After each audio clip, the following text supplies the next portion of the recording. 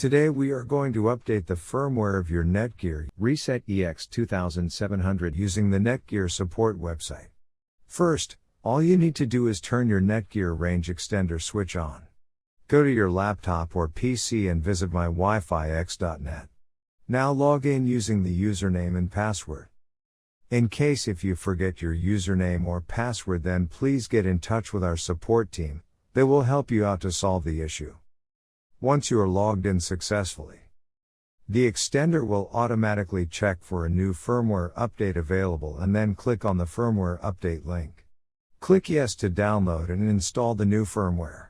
Be patient as the process might take a couple of minutes depending on your network speed. Once finishes, the extender will reboot itself and all your devices will be disconnected. Connect your device and enjoy the extended network. Return to my Wi-Fi EXT website and log in to make sure everything is working fine. In case if you are still facing any issue with your Netgear Range Extender device, get in touch with our Netgear Range Extender experts for instant solutions. Thanks for watching our video, and do not forget to like, share, and comment on the video, so that you never miss any video from our channel.